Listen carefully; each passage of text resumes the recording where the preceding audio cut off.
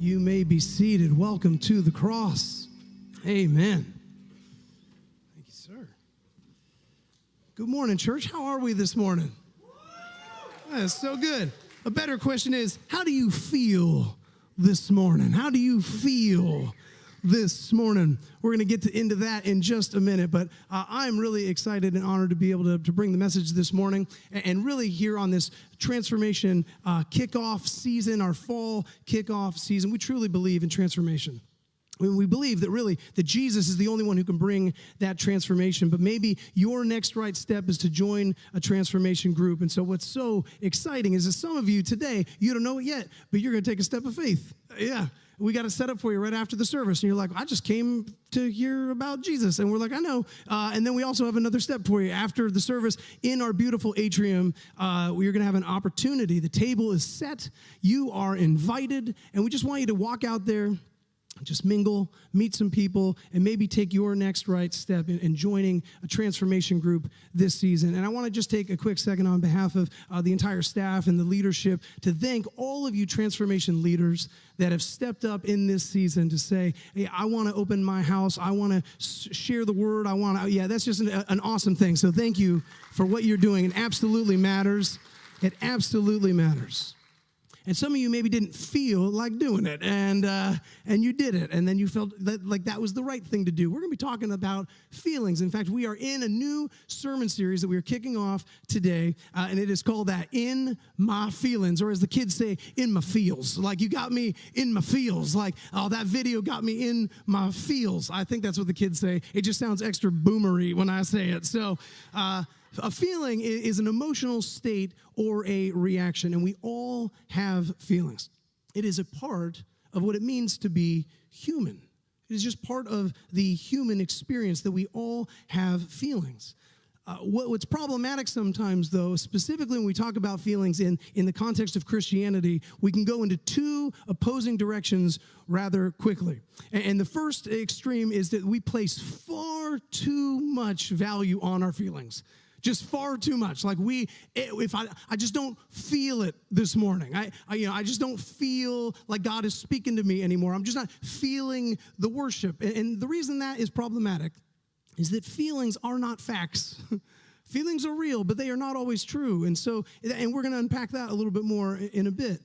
But that can be incredibly problematic when we put all of our faith into our feelings. Do I just feel it? And we start chasing this feeling of like when we were first saved, or if I'm reading my Bible and I just don't feel it, I'm like, well, I don't know, maybe this isn't real anymore, or maybe I'm just not feeling it when I'm praying right now. And so we put too much emphasis on our feelings. And the thing is, you just can't trust your feelings like that. This is a really good example. So I'm a musician and playing, singing songs and doing that thing. And most musicians who are worth their salt play and practice to a metronome, right? The metronome, the click, right? The drummers in the house are like, we know what that is. I am the click. So it's just the click, right? And the click is the truth, right? It's just doesn't move, doesn't change. And so people start playing, they get excited, and then they start playing too fast or they start playing too slow. And you know what they do? They get mad at the click. They're like, I don't like it. And we're like, well, the click is like God. It's just unchanging, and you're just being disobedient with your terrible rhythm. That's what this is. The click, the metronome, the reason why that matters is because when we get excited, we want to go quicker. I'm reminded every Sunday, they're like, slow down. You're a fast talker. I know. I get excited, and then I start talking really fast, and you can't understand what I'm saying. That's because I can't just rely on my feelings. I probably need a click when I'm just talking. It might help. So we just can't trust our feelings because they can go any which way. The other extreme that we fall into is sometimes we can demonize feelings as though to be biblical is to never express or show feelings, like we are the Stoics, like of ancient Greece, that we just don't show emotion, just like a stone. We just do not do it, which works really well if you are like a gargoyle on the side of a cathedral, right? That's fantastic. It falls a little short when you are worshiping the God of the universe and you look like you just sucked on a lemon. Do you know what I'm talking about? Like, some of you are worshiping the God of the universe and your face looks like it's paying taxes. You know, it just happened. Like, come send revival. No, It's the God of the universe. You're allowed to get excited. You can sing, you can get excited. And so those are the two camps that we will unfortunately fall into. And so what we want to do throughout this series is we're going to focus on some key feelings, what they mean for us, what the Bible has to say about these feelings, and that's where we're going to hang out for the next few weeks. And you may not feel like you want to do that, and that would be a feeling. We're going to dive into what that is. Today's going to be a bit of feelings 101. Are we good with that? The little feelings? That's why they got the therapist up here today. So we're going to do a little feelings, and then we're going to dip our toes into the Psalms, and then finally we're going to look at Jesus, a man of sorrows, for answers about feelings. So here's where we're going to start. I love, full disclosure, I love Fred Rogers. I love him. Mr. Rogers, I love him. He's also a Presbyterian minister, if you didn't know, fun fact. His life's work continues to be an enduring service for all parents and children. He created this fun, safe space where kids were given permission by a healthy male grown-up to feel their feelings. We could use some of that today. A healthy male grown-up. It says, it's okay to feel your feelings. Now, Mr. Rogers' Neighborhood, it was built for children, right? So at the end of every episode, he would sing this song, and you know it. It's such a good feeling to know you're alive. It's such a happy feeling. We got 3 Mr. Rogers fans in here. That's fine. That's okay. I ran that past Amanda earlier this morning. She's like, I have no idea who he is. You know, like the guy that Tom Hanks played in the movie? No, yeah, he did play Mr. Rogers, but she hadn't even seen that. So it's such a good feeling is what he's singing. And what he means is that he was trying to teach children to understand that their feelings were in fact their own. They were their own feelings, and that's a very good thing. The ability to feel and to identify and to understand and regulate our emotions can be one of the greatest skills that any human can master. And here's why. Because the inability to cope with our feelings remains one of the greatest risk factors that can lead to unhealthy behaviors. You know, we talked a lot about preparing for this sermon. We're going to cover mental health and all kinds of addiction and everything in between. And this is a big part of it. Most of us just don't know what we feel, why we feel it, when we feel it. We just don't have a clue. And so certainly some of this can bend towards addiction. I mean, I see this as a therapist, right? So I get people who either have compulsive behaviors or they're taking substances or doing something so that they can experience good feelings, or they're doing all those things to numb the bad feelings, right?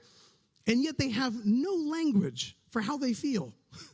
It is like the greatest irony. Well, how do you feel? And they don't know. They don't have words for it. And I remember this in my recovery journey early on as I was walking through those first days of recovery. I too believed that my feelings fell into those two categories, good and bad. And mostly I was just confused about feelings altogether. I just didn't really understand what they all were. I didn't see any therapeutic value in talking about them, certainly not talking about them to other people out loud. That didn't seem like a good idea. But it was in those early days of recovery where I had counselors and friends and sponsors all tell me the same thing. You can't heal if you don't feel. And I was like, that is so unfair and inconvenient. I don't like any of that. And now fast forward to today, if I'm running a group or I'm doing something along the therapy lines, I'm the guy who whips out the feeling wheels. I'm like, hey guys, how do we feel? And then I just get a bunch of sighs and eye rolls, right? Which is funny because that's driven by feelings. So that's kind of funny. They're like, ugh. I'm like, well, how does that feel? Ugh. That's a feeling. It's driving that eye roll, right? But you don't know how to talk about it. And then people will say, well, I feel good. Yeah, I feel good. Yeah, I feel good today. I feel fine. I feel good. I feel fine. That's awesome. Neither one of those are feelings. Well done. You have no language around how you feel. And I understand sometimes we just, maybe it's just the way we talk. It's just the kind of universal, oh, I'm good. What we're usually saying is, I don't really want to get into it. I don't really want to talk to you about it, maybe. Usually if we say we feel bad, that's like a placeholder for guilty. Right? Oh, I feel so bad I didn't come over to your party the other night. I feel guilty that I didn't do. But we don't use the right words. And so here's what we need to know as we dive into this today. Feelings are not good or bad. They just are. They are not good or bad. They just are. In fact, you can make a case that they're good because God gave them to us. He gave us feelings, so they're good. But feelings in and of themselves aren't good or bad. They just are. And so here's a feeling wheel. You're not going to be able to read all these on here at all. But come on Friday night, we print them out. We just give them away. We're just like, boom, boom, boom, boom, boom, right? Take a feeling wheel. Those are all the feelings. There's a lot of them on there, and I want you to be able to paint with all the colors of the wind. You know what I mean? Like, I want you to be able to know those all are accessible and belong to you. You'll not find good or bad on there. What's funny about this is even emojis get this better than we do, right? So if you type in good or bad, you don't get a smiley face, sad face. You get a thumbs up, thumbs down. Good and bad is a subjective moral judgment. Now, that may not seem like that big of a deal, but I don't know who's then going to sign up for a bunch of the bad feelings. Usually people look at this and they're like, the only one that's good is glad. That like white sliver, I'll take that. I'll just take the glad sliver. Cool. Everything else, I don't need it. Here's how we know that's not true, though, right? If you lose somebody that you love, the healthiest thing you can feel is sadness and grief because it tells you how much you loved them. Sadness isn't badness. So who's going to just sign up to do that? Yeah, I want to feel that sadness. I want to grieve. I want to mourn. I would also say that if I like went and punched someone in the throat and I felt glad about it, I don't think that's a good deal, right? I don't think I should be doing that. Hey, if I stole something from somebody, I'm like, I'm so glad I took their purse. Like, that's not good. That's not good. So we need to understand and have better language around our feeling. You know, the strange thing is that, like, we feel the feelings. Do you know how many songs there are about feelings? I mean, just so many songs, but never really tell you what feeling they're even talking about. Right? Na, na, na, na, hooked on a feeling. Like, you know that. Little B.J. Thomas for you. I can't fight this feeling anymore. Who's that? No, REO Speedwagon. Y'all failed. Okay, it's all right. I took my kids to Paul McCartney. Like, it was their first concert, which is awesome. It was a Beatle. You know what I mean? By the way, he's like 78, right? Like, and he's still rocking. It was amazing. Right? I got a feeling deep inside. Oh, yeah. Like, what feeling, Paul? Like, what are you talking about? I don't know. Like, he doesn't know what feeling. I'm in love with you and I feel fine. Fine? No. Fine's not a feeling, guys. They messed it up. What about Boston? More than a feeling. Like, you know all these songs. We sing a ton about feelings. At least the Righteous Brothers told us that we lost the loving feeling, right? At least they let us know which feeling we were talking about. And then James Brown doesn't help us out because, how? I feel good, right? I mean, like, that's not, I'm not dancing. I thought about it after the service. See you in the huddle. So the question I want us to start with today and look throughout this entire series is, what are feelings for? Like, God gave us feelings. It's a tool for us to use. He gave them to us. What are feelings for? That is the better question. Why did God give us feelings? And just like that, every Star Wars fan in here just said to themselves, I got a bad feeling about this. Literally every Star Wars character at some point says that. Let's start with some scripture. Matthew 22, 35, 40. Teacher, which is the greatest commandment in the law? Jesus replied, love the Lord your God with all your heart and all your soul and all your mind. This is the first and greatest commandment. And the second is like it. Love your neighbor as yourself. All the law and the prophets hang on these two commandments. That's a big deal, right? So Jesus shows up and he goes, listen, y'all having a hard time with the 10 rules? Let me make it 2 and see if you can do this any better. And we can't. I feel like sometimes God is just so like, one book, 10 rules. Y'all can't do it. You know what I mean? Like, you're just struggling. And Jesus shows up and goes, let me just try to make it a little simpler. In many ways, he made it a lot more difficult. It's really hard to do some of these things. But notice that love is in there. God gave us feelings, and emotions prompt us towards God and others. This is the greatest, all the commandments, all the prophets, and all of the law hang on this. And so what that means is that emotions help us to live in healthy relationship and to stay connected to God and to others. But what I would challenge you to do in the week is ask a coworker, ask a friend, and it's a fun question. Just go, hey, so why do we have feelings? Why do we have them? you get a bunch of fun answers. Well, because you got to feel things. That's a circular definition. You got to feel. So you have feelings to let you know what you feel. That's what you do. Most people don't know the answer to that question. So I want to make it really, really simple for us today, because just feeling and talking about our feelings is hard enough. Let me just tell you what they're for. Here's what God designed them for us. Simply put, they drive action. That's what they do. They are motivating factors, and they become the energy behind all human movement. They're actually meant to help us. That's why God gave them to us. Now, men seem to struggle with this more than women, and I know this because I work with a lot of men, right, that all tell me they feel good and they feel fine, and so we'll just go automotive. Was that manly enough? Okay, cool. I'm not automotive at all, but let's use it. Let's use an automotive tool here. The lights on your dashboard, all right? Let's go with this. This is like feelings. They're just like our feelings. The lights on the dashboard are there to help you. That's why they're called indicator lights. They are indicating that there may be a problem with the engine. There may be something wrong with the car. And so certainly it's not enjoyable if the check engine or service engine light comes on, but they're not evil. They're not good or bad. They just are. And so let's take a quick little quiz. And these are not trick questions, by the way. What do you do if your gas light comes on? You get gas. Like I said, not trick questions. What do you do when the check engine light comes on? Leave it. That sounds right. What does it mean if your dashboard light says your trunk is open? Yeah, you probably need to close the trunk before some stuff falls out of it.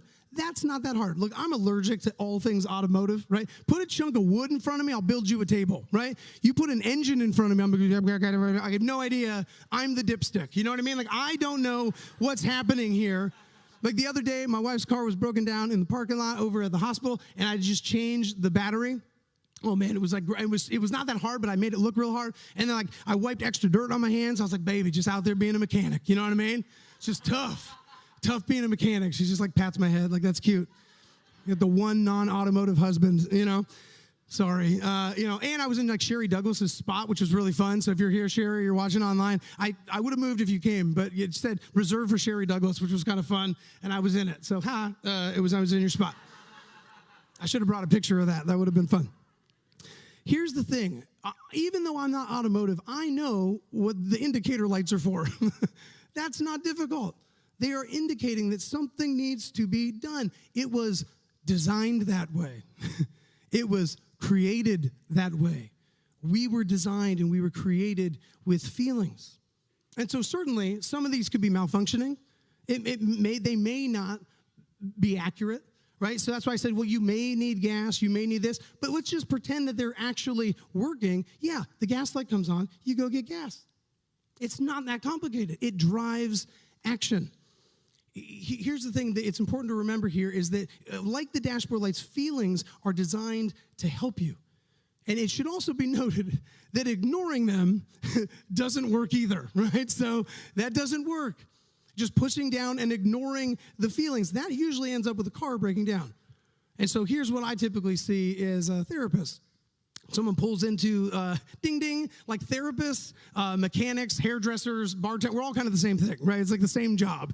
That you pull in and they go, man, the car's not running anymore. And I go, well, what do the indicator lights say? Oof.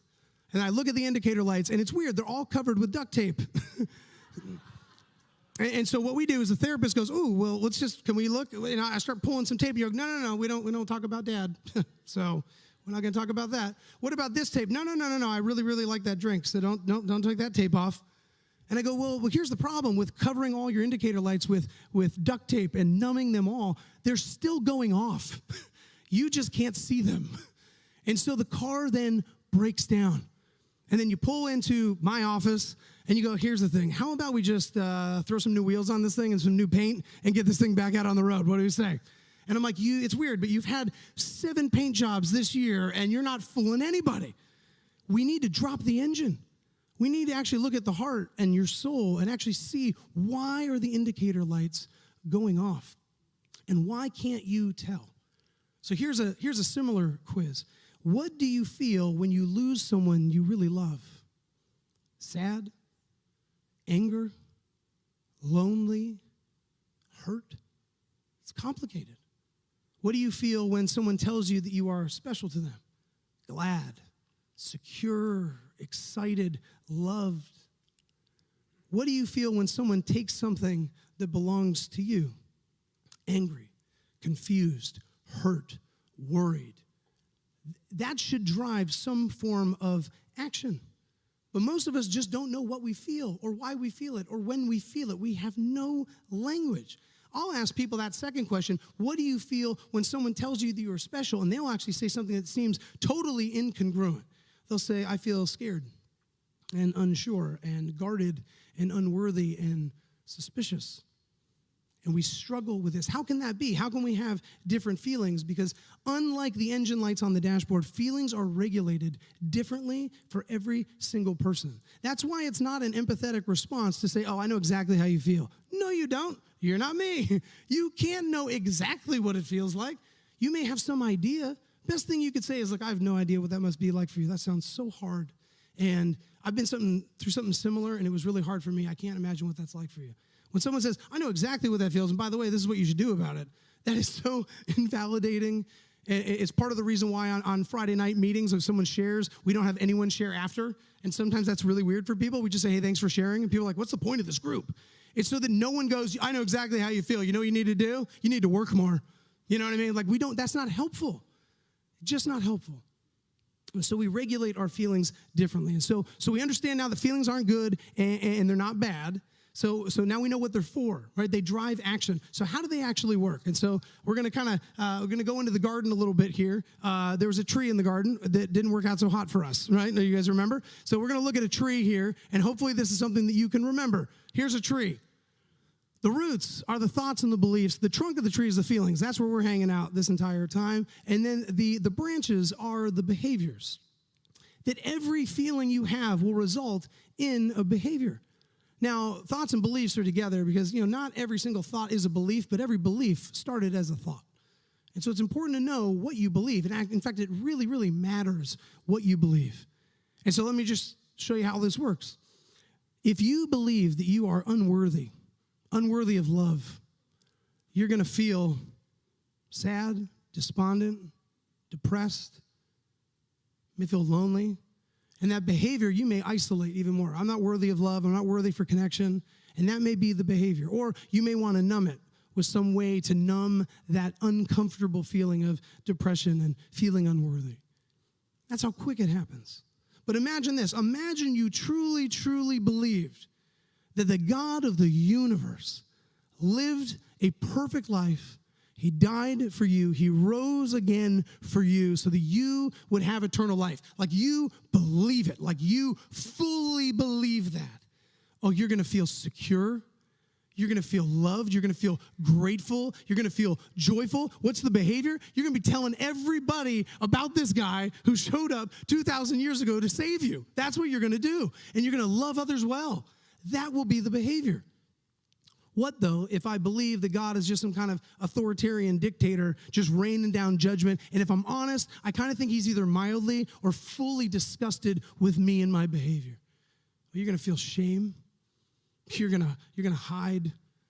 You're going to hide. You're going to do anything you can to get rid of that shame feeling, this feeling that you are something wrong, which completely flies in the face that you are a child of God, that God created you for a purpose. So this absolutely matters. And why this really matters is that the fruit then comes off of the tree. Right? So let's say you're really dishonest all the time. You just lie and you lie and you lie. Eventually that's the fruit that people know you by, and then that hits the root system, and then you start believing, I'm a liar. And then you believe that you're a liar, and so then you feel more shame and you feel more depression, and so then you keep lying and you keep doing it because you don't feel safe enough to be honest. And so you just keep going from fruit to root, from fruit to root. And that's what you are known as, and it's just not who you are. You may have lied, but you're not a liar. You may have stolen something, but you're not a thief. That is not what the King of Kings and the Lord of Lords would say about you. You are a child of God. So that's the tree. And hopefully you can remember that every time you look at a tree. The problem with this is we want to just trim some branches. We just want to trim a bunch of branches. And typically, those behaviors will lead to what we call numbing. I will numb a bunch of things, right? And there's so many ways to numb now in our culture. Just so many ways to numb. And then I don't know what I feel when I feel it, because in the words of Pink Floyd, we are comfortably numb. We are just too numb. Brene Brown would say it like this: we are the most in-debt, obese, addicted, and medicated adult cohort in U.S. history. You cannot selectively numb emotion. When you numb hard feelings like hurt, pain, anger, sadness, we numb joy, we numb gratitude, we numb happiness. Our phones, the internet, media in general, news, sports, movies, celebrities, politics, money, spending, shopping, work, gambling, sex, pornography, food, alcohol, drugs, procrastination, all of it can numb. All of it can numb. One of the things I want to encourage you to do throughout this series is, certainly we could print out some feeling wheels for you. You actually have a feeling wheel in your Bible. It's the book of Psalms. And that is really where I want to drive everybody into over the course of this series, the book of Psalms. Yeah, there's a man in the Bible who did not need a feeling wheel, and that was King David. He did not need a feeling wheel. He wrote 73 of the 150 Psalms. 73 of 150 Psalms. They are emotive. He does not hold back. It is just feelings and feelings. And he also played a little lyre, which is like a cute little harp, right? I mean, so he was like a worship leader, but you probably would have teased him because the guitar's not cool. You know what I mean? Like it was just bling, bling, bling.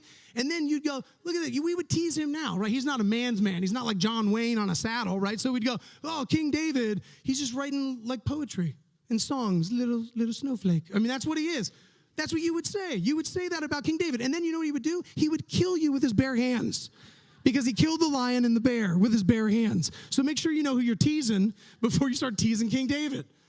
He was a man's man, and he felt his feelings. This idea that men can't feel their feelings or talk about feelings isn't biblical. It's just not biblical. And so it's important that we know what we feel. Guys just going, I feel good, I feel tired, I feel angry, I feel hungry. No. King David felt his feelings. And so what I want to do is I want to read for us Psalm 55.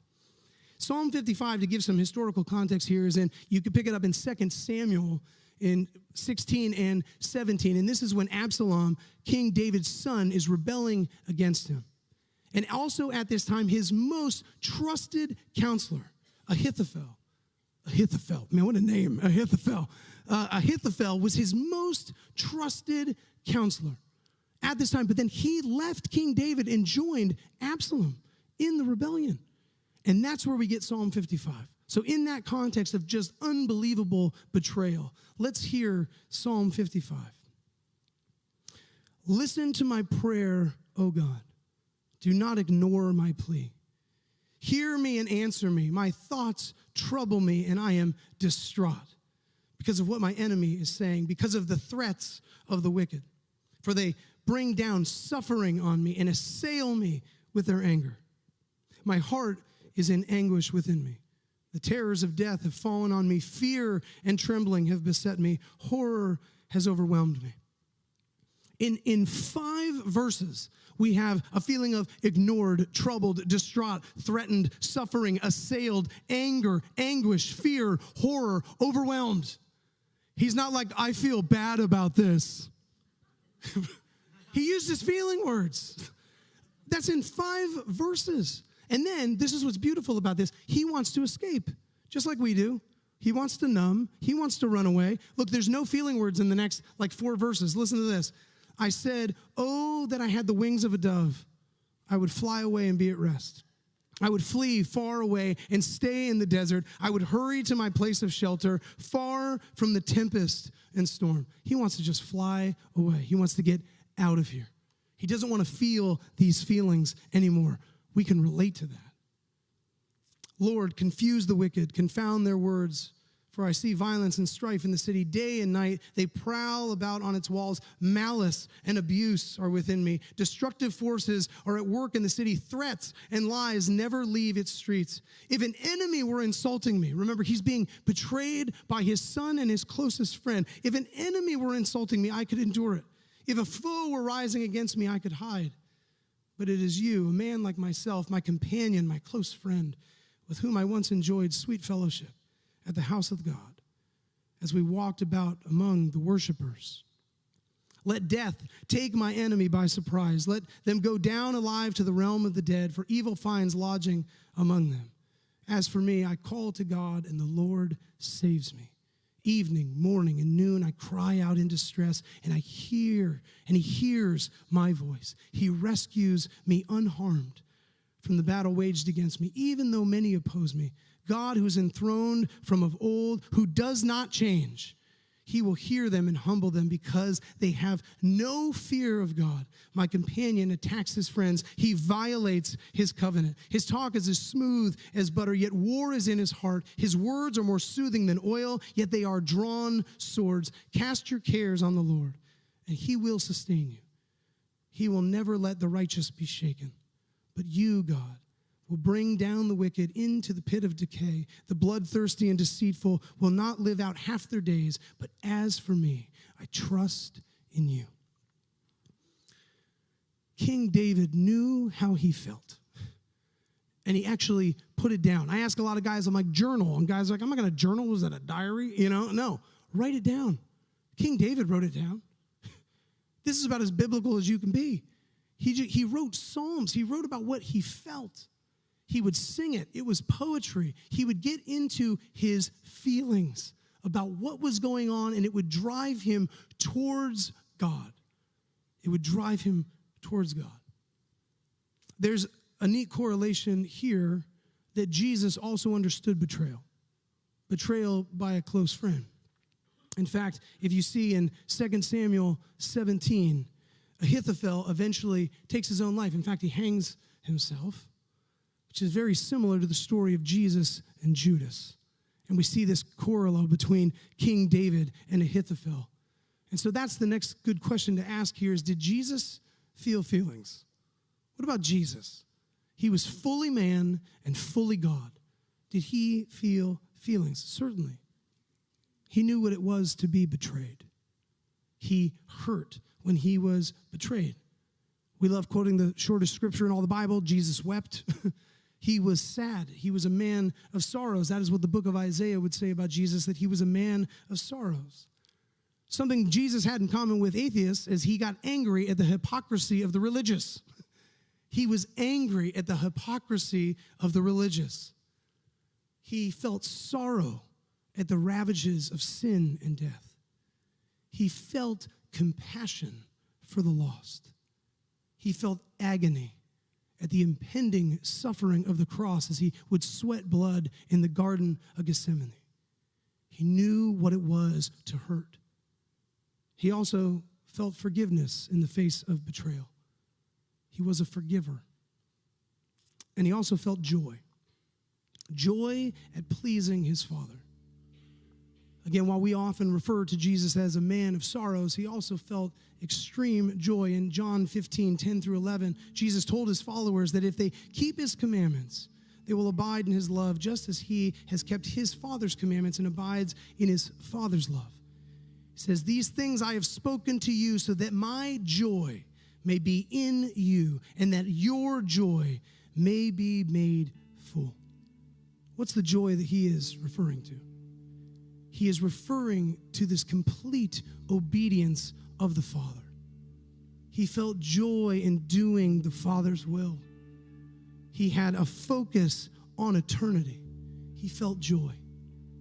We just finished this series in Hebrews, and one of our key verses was Hebrews 12:2, and it says this, for the joy set before him, he endured the cross, scorning its shame, and he sat down at the right hand of the throne of God.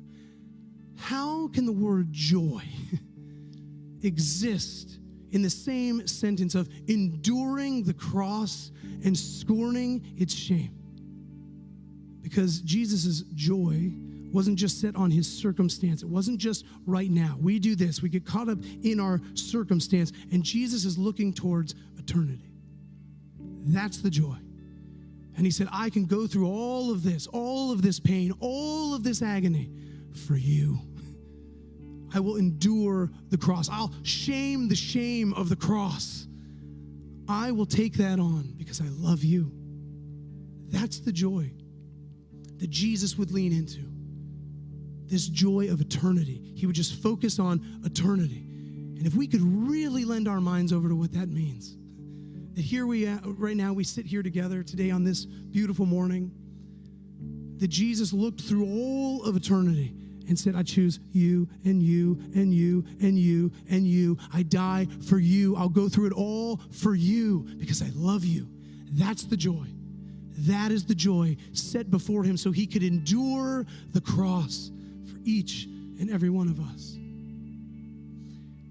We're going to have an opportunity today to respond in our atrium here today to these transformation groups. What I want to do is I want to ask all the transformation leaders if you could stand just for a moment. I'm going to dismiss you here in a second to go out to the lobby or to the atrium. But I want you to know this and hear this. We honored you earlier, but truly, truly, what you are doing isn't just serving for 10 weeks.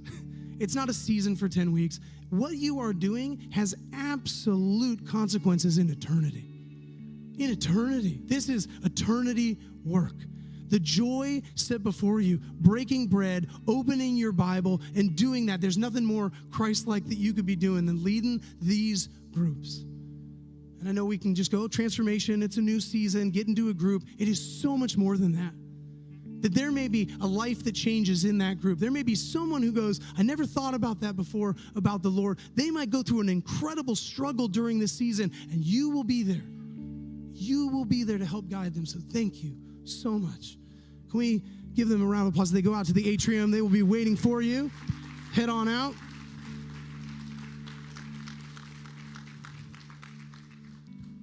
And for all of us in here, we're about to go out. We're going to respond. We're going to go out to that atrium. We're going to walk around. We're going to mingle, a little chit-chat. It's going to be good. You can talk about how you feel. You might know better now how you feel, and that's good. But the same is true for us in here, that there is an eternity moment here, that you may be taking a step of faith, and you go, I don't even know any of these people in this group. And it's like that scene in Indiana Jones, and he's just like, I'm going to do it, right? I'm going to take a step. That is a step of faith. And I'm telling you, being connected with people, and if you're like, well, I don't know, is it the right group? Look, I get it. It's a little bit like weird Christian speed dating. I get it. It's weird a little bit. But we're also going to trust that God has a plan here for you. I shared a couple weeks ago when I did the announcements, I said, it was a small group that my wife and I were in years and years and years ago. We're still connected to all the people in that group. That is what this is for. You can't know everybody in this church. You just can't. You just can't know everybody in here, but you can know some people really well. And those are the people that are going to show up for you at the hospital. Those are the people that are going to pick up the phone for you when you are struggling. That's what we're leaning into. And there's an eternity moment in that. For the joy set before Jesus, there's an eternity moment for you right now as well. It's more than just a 10-week study. It's more than that. We're talking relationship, and we're talking about eternity. And I don't know how you feel about that, but I want you to feel that maybe that is your next right step. So just go to the atrium, go walk around, shake a hand, and maybe take that next step into a group, and it could change your eternity. Let's pray.